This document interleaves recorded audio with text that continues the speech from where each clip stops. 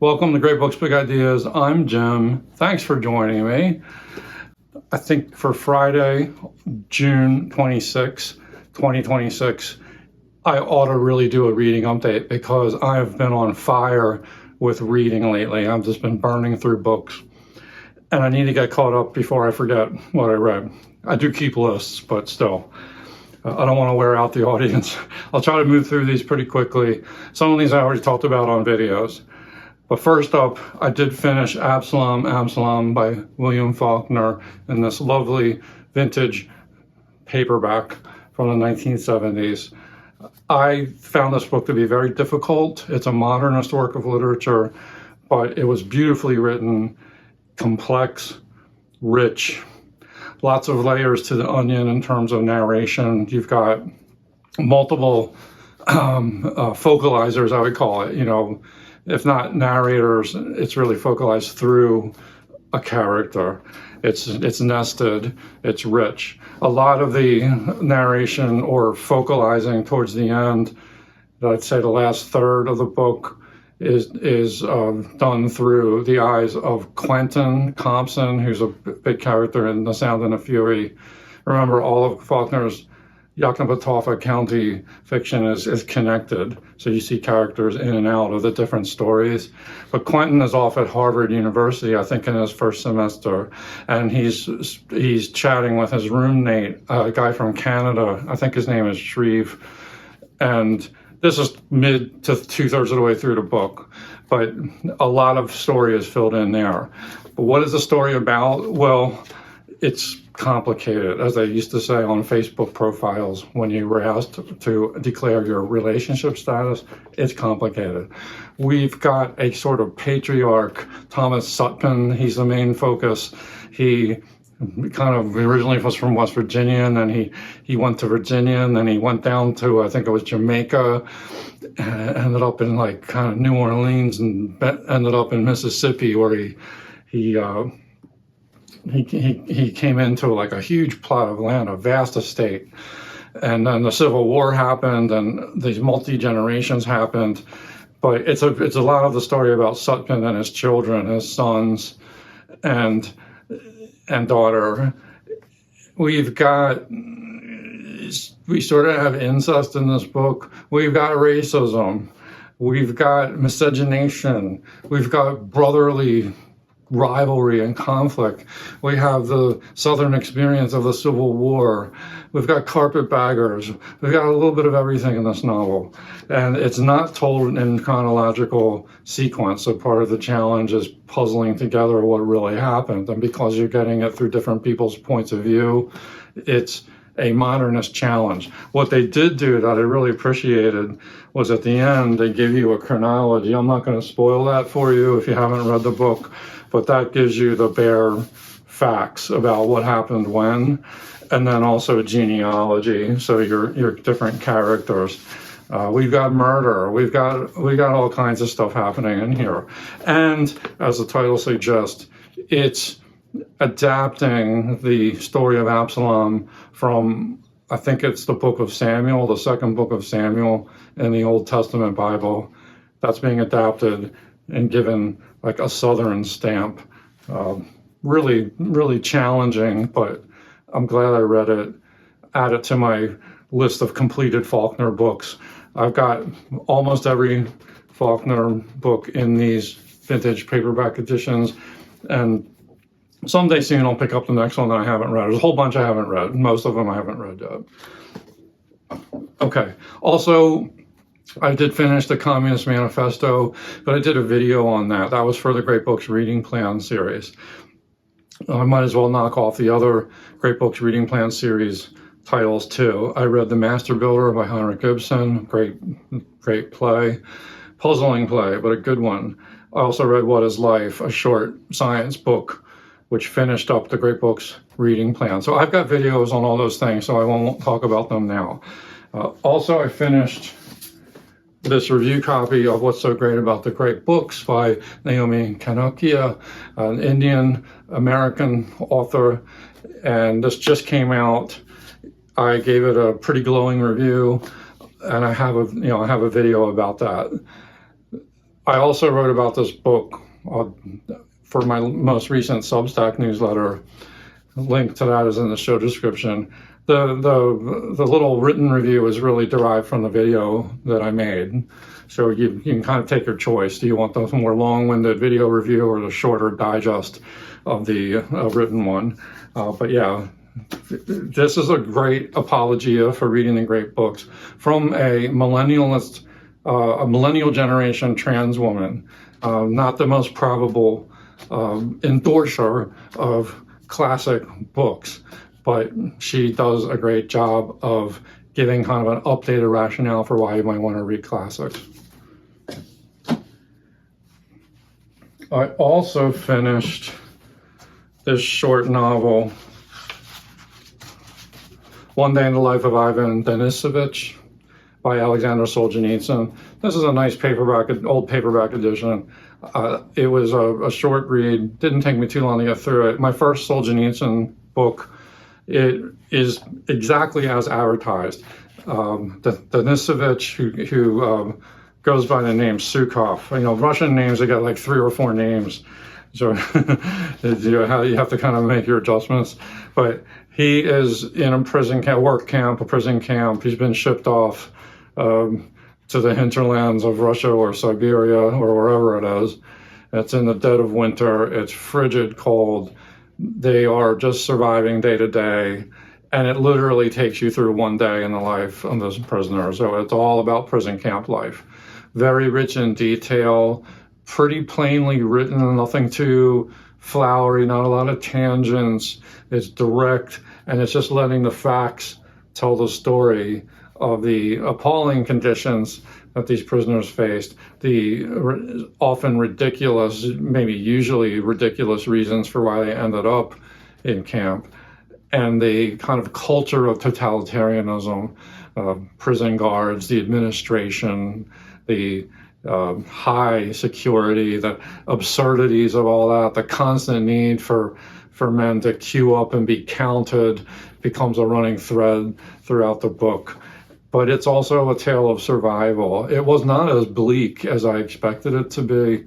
It was more a tale of surviving day to day. But when you realize all that they go through, and a lot of it's about work too, you know, because these guys went to work. You know, this Denisovich is helping to build a wall. He's got some masonry skills. And it's just every micro detail of that.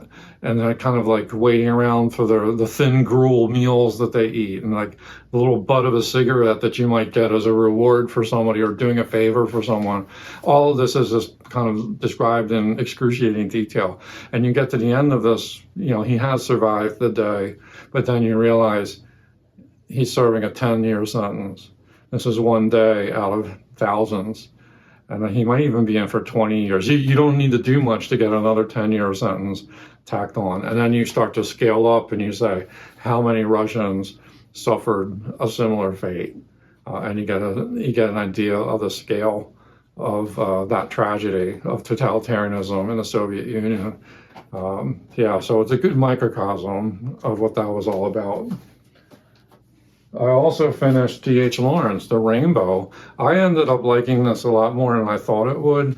It's at times overwritten, at times kind of effusive, rhapsodic, but in a kind of modernist way, and he gets away with it a lot. I liked how in certain scenes in the book and chapters, he would just deep dive and like share the richness of these characters' experiences. It's really a family saga, a multi-generational family saga. And we end the novel with really the story of Ursula, one of the children in the family.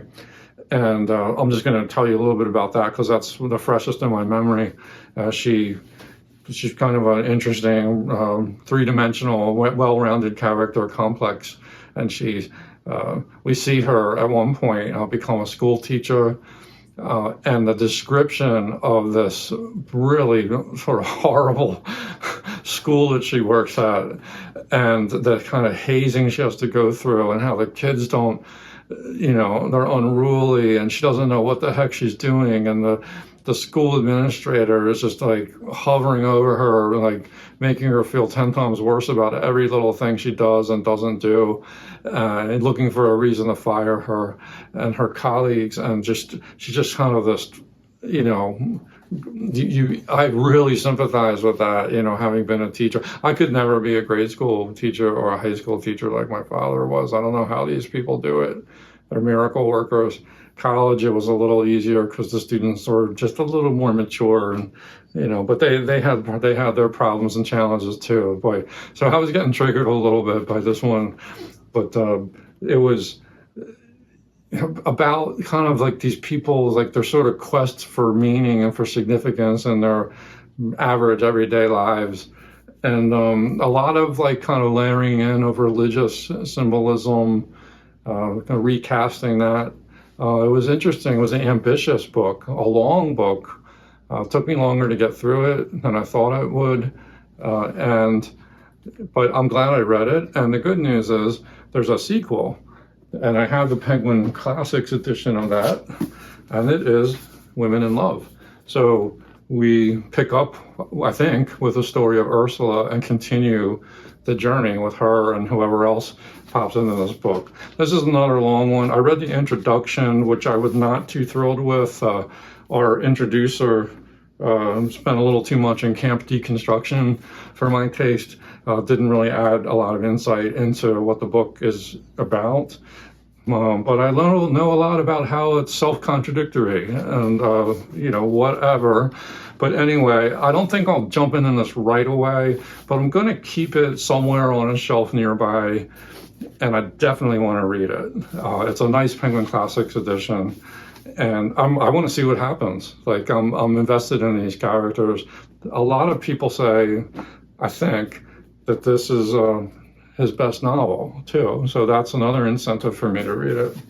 But it's actually good to have more positive associations about D.H. Lawerence now, because I wasn't really a huge fan of Sons and Lovers. I read it so long ago. It was probably me, not the book. I wasn't ready for it. I read some of his poetry and short stories. Some of the short stories are really good, but I haven't read enough of them to be able to like render any kind of judgment. And the same with the poetry. But I really want to read his novels. So that's next up on the D.H. Lawerence front. What else did I read? Well, this one, every now and then, I will just pick up a book off the shelf. It's as if the book calls to me and is sort of whispering, yearning, saying, Jimmy, pick me up, read me. I want to be read.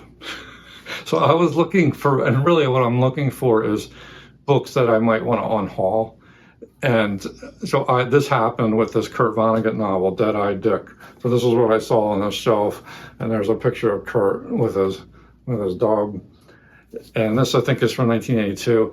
I just was staring at this book, and I thought, you know, I'm probably not going to keep this book, but I want to read it first. And I took it off the shelf and I read it. And Kurt Vonnegut, if you've read any of his work, you know, he tends to write short chapter novels. They're very breezy. They're easy to get into and continue on with. They don't take long to read. There is some sharing. I did a little research afterwards where the setting of much of this book is Midland, Ohio. I assume that's a fictitious place. Vonnegut was from the Midwest. I think he was from Indianapolis, wasn't he? I could be wrong. But anyway, he knows his Midwest. And Ohio is right next door to Indiana. But that setting is shared with his book Breakfast of Champions, which I remember vividly reading in high school and really liking it. Junior year of high school, that book helped me get through chemistry class. Or I should revise that and say the book helped me to survive chemistry, the boredom of chemistry, because I could kind of like read these short little chapters. It's a very funny book too. And it's kind of a good book for a high schooler to read. But it also was a book that probably prevented me from getting an A in chemistry. I don't know exactly what I got. I probably got a B or a B minus or B plus. I can't remember. But chemistry wasn't my jam at all. But Breakfast of Champions was good. So there's a little bit of overlap with characters and setting with this book. That being said, I don't know how much of that there is. I haven't read Breakfast of Champions since junior year of high school. Anyway, I would love to find the mass market paperback edition I had of that book was an orange cover. A lot of you might be familiar with it. I'll keep my eye out for it. I have a hardcover edition of it, but I would gladly trade the hardcover edition for that old paperback because of the nostalgia factor. Anyway, this is a weird book. And all of Vonnegut's books are a little odd. He's got his own style, his own take on things. This is kind of about this character whose nickname becomes Deadeye Dick. I won't give you the whole plot, but it's this is a little bit of a spoiler, but I don't think it really matters much in Vonnegut's world. When he's a young man or a teenager, he accidentally shoots a pregnant woman. He's kind of on the roof of his house, or the carriage house where he lives. His family's kind of well-to-do in this town, and he kind of is just goofing around. He kind of like shoots this rifle off into the distance, and it's just one of these like magic bullet things where he's not even aiming at anything, and it just ends up like killing this woman. It's like manslaughter. And obviously that kind of ruins his outlook on life and his feeling about himself. The character seems a little bit like he might be on the spectrum to me, but it's also about his family, and the family is the kind of oddballs. There's lots of funny stuff. There's gallows humor, black humor, deadpan humor, absurdist humor, satire, sarcasm. That's Vonnegut's world, isn't it? Absurdism, human foibles. But this family is very flawed. You know, the father is like a failed artist who actually was friends with Adolf Hitler. They were fellow art students in Vienna, so that's an angle. The mother's an oddball, and the brother Felix is maybe. He's the most successful, in a way, member of the family. He eventually becomes like the president of NBC. This might not be fair, it might not be accurate. I might be totally off base with this. But the sort of character of this family, because they were more well-to-do and because they were strange, they kind of reminded me of the TV show Arrested Development. And I haven't even seen, like, I'm not like a religious fan of that show. I've seen plenty of episodes, very funny show. But you know how those characters are just really offbeat, weird, unpredictable? Like that's kind of like what's going on here a little bit. But the other big thing that happens in this book is like a neutron bomb detonates this whole city of Midland, Ohio. So like everybody dies there in the end. Not our narrator, Deadeye Dick, but he's off someplace else. But he goes back to visit Midland after the bomb has dropped to like kind of go through some things. And it's very uncertain like why this place got bombed. Was it like a government experiment on, you know, to see how effective neutron bombs were? There was a lot of talk about this in the early 80s. But it's a strange book. It was at times very quirky, funny, but it is pretty depressing, I have to be honest. Like it is pessimistic, I guess, you know, in a lot of ways. You know, Kurt Vonnegut is seen as like the late 20th century version of Mark Twain. And remember, Mark Twain ended his career very, very pessimistic in his writing. And you can see some of that here with Vonnegut, although Vonnegut like doesn't lose, he doesn't lose the wry sense of humor, but it's sometimes a strange brew. Like you're laughing and cringing and just kind of down after reading some of this. Like it feels kind of depressive. So yes, indeed, I will not be keeping this, but I am glad I read it. It was an easy read. I would not rank this among the highlights of Kurt Vonnegut's literary career. I much preferred books like Sirens of Titan and Breakfast of Champions and Slaughterhouse-Five. Those books, I think, rise above this one. But all the same, if you're a Vonnegut fan and you're a completist, you might want to go for it. All right, those are all the books I think that I've finished since the last update. Now let me talk about some Unhauls. I'm unhauling a couple more of these cloth-bound Great Books of the Western World titles. I think I'm getting rid of Plato and Plotinus, or maybe Augustine, or maybe all three. It pains me to do that because I really do like the look and feel of those books, but it's just redundant. They have the exact inside, the text is exactly the same as my first edition, first series set, so I really don't need them. So I'm going to drop them off. I also got rid of a mass market paperback edition of Confessions of Nat Turner by William Styron. I didn't read it. I picked this up at a sale a little over a year ago. I'm interested in the history of Nat Turner. This was this super violent slave rebellion that happened in Virginia in the run-up to the Civil War. There's some controversy about Styron, a white man, writing this book. And I think I would rather just read a history first and then read the historical fiction afterward if I was interested enough in the story. The book was successful. It might have been an award winner, but this particular copy, I like mass market paperbacks again, but this one had sort of brittle, tanned pages that didn't feel good in my hands. So I just thought, let's clear some shelf space. I'm not going to read this, especially in this edition. So I got rid of that. And then there was another sort of similar, in bad condition trade paperback. This was an old one that we've had for probably 30 years. And it's called The Poisoned Tongue by Stanley Feldstein. And it's a little bit of an anthology of racist writing and statements in American history.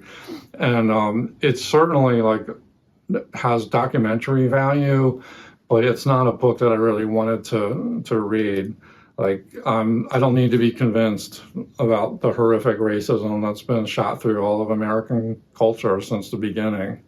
And so I passed that one along to a little free library. And again, the book didn't feel good in the hands, not in really good condition. When the pages are kind of not floppy, they're kind of old and just kind of stained, and the spine is going to crack. I just passed it on. Let me talk briefly about current reads. I got a whole slew of things. I've opened up some room for books, but I'm getting near the last 100 pages of Pat Barker's Regeneration, a novel.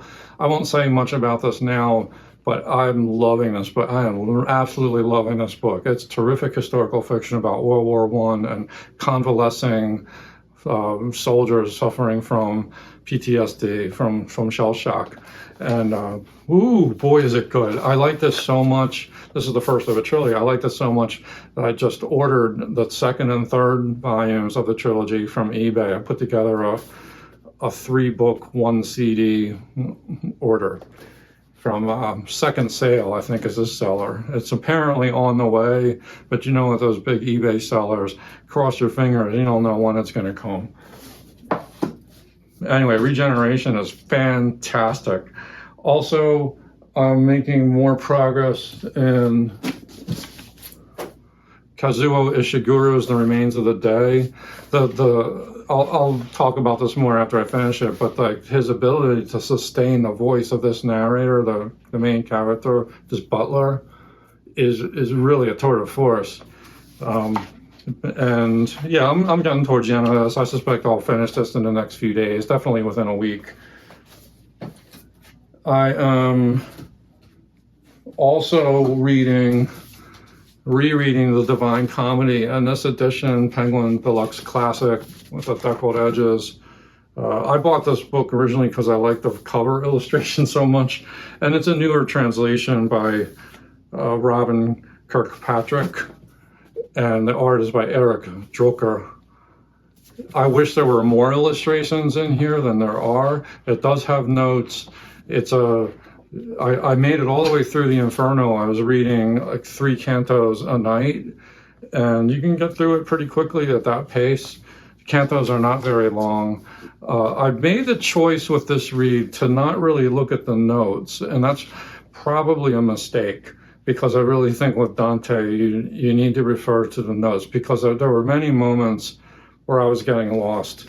And I'm rereading this. I've read the Inferno probably 2 or 3 times already, maybe 4 in different translations.